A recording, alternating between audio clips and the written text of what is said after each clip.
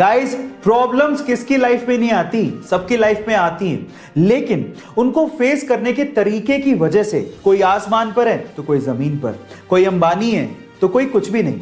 चलो मैं इसको एक सिंपल एग्जांपल से समझाता हूं, जरा ध्यान से समझिएगा। क्या आपको पता है कि जब बारिश होती है तो जहां एक और सारे पक्षी अपने छिपने की जगह ढूंढ रहे होते हैं, वहीं पे बाज बादलों के ऊपर चला जाता है। अब देखिए, प्रॉब्लम सबके लिए सेम थी, लेकिन उसको सोल्व करने का नजरिया या तरीका अलग अलग था, और इसी वजह से बाज को किंग ऑफ बर्ड्स कहा जाता है। गाइस, मात्र 17 साल के हैदराबाद के सिद्धार्थ मंडल ने इतनी छोटी सी उम्र में कुछ ऐसा कर दिखाया है जिसे सुनने के बाद आप लोगों को भी प्राउड फील होगा। गाइस, सिद्धार्थ ने एक चप्पल बनाई है जिसे उसने इलेक्ट्रो शू का नाम दिया है। उसके मुताबिक इस चप्पल के थ्रू हमारे देश की बेटियों को रेप जैसे गुनाह से बचाया जा सकता है। कैसे, मैं आपको बताता हूं। सबसे पहले तो उस चप्पल में कुछ ऐसे सेंसर लगे हुए हैं कि जो भी लड़की उसे पहनेगी उसकी एग्जैक्ट लोकेशन उसके घर वालों को आसानी से मिल सकती है। नंबर 2, उस चप्पल में कुछ ऐसे इक्विपमेंट्स लगे हुए हैं जिसके थ्रू जो भी लड़की को छूने की कोशिश करेगा उसे करंट लगेगा, उसके बाद उस गुनहगार को पकड़ा जा सकता है। और नंबर 3, ये चप्पल इलेक्ट्रिसिटी से नहीं बल्कि लड़की के चलने से चार्ज होगी। है ना अमेजिंग फैक्ट। गाइस, आपको सिद्धार्थ की इस चप्पल का आइडिया कैसा लगा चैट सेक्शन में जरूर लिखिएगा। सरकारी तंत्र में घूसखोरों का क्या परमानेंट इलाज है ये तो मुझे पता नहीं, लेकिन यूपी के बस्ती जिले के किसानों से जब वहां के सरकारी कर्मचारियों ने घूस मांगी तो उसके बाद जो किसानों ने सबक सिखाया वो आप लोगों को जरूर सुनना चाहिए।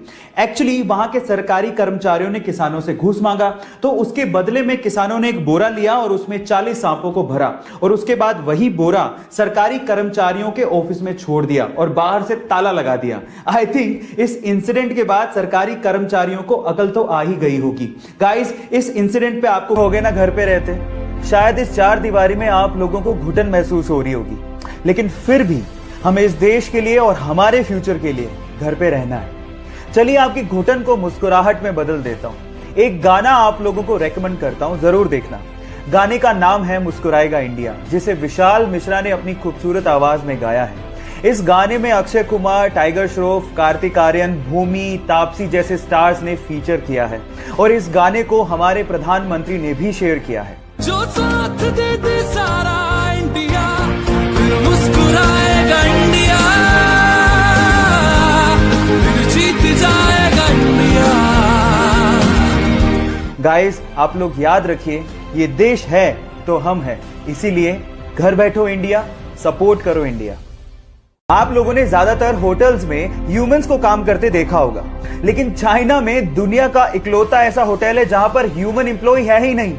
तो वहां काम कैसे होता है? वहां काम होता है रोबोट्स के द्वारा, छोटे से लेके बड़े काम तक, रिसेप्शन से लेके रसोई में खाना बनाने तक, और उसे परोसने से लेके सफाई तक का काम रोबोट करते हैं। और इन सारे रोबोट्स को एक सेंट्रल कंप्यूटर कंट्रोल करता है। वहां पर रूम को खोलने के लिए फेस लॉकिंग सिस्टम लगा हुआ है। गाइस, इस पूरे होटल को चाइना की अलीबाबा कंपनी ने बनाया और इसका नाम है फ्लाइजू। ऐसी टेक्नोलॉजी, ओह माय गॉड, मैंने तो पहले कभी नहीं देखी।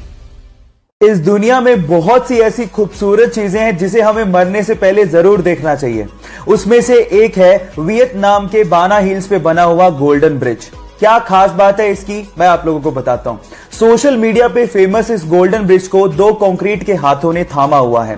पूरा का पूरा ब्रिज इन हाथों पे टिका हुआ है और लोग इसे ईश्वरीय हाथों का दर्जा दे रहे हैं। अभी तो हम लोग कहीं जा नहीं सकते, लेकिन जब ये कोरोना का संकट खत्म होगा तो मैं जरूर वियतनाम जाके इसे एक्सप्लोर करना चाहूंगा।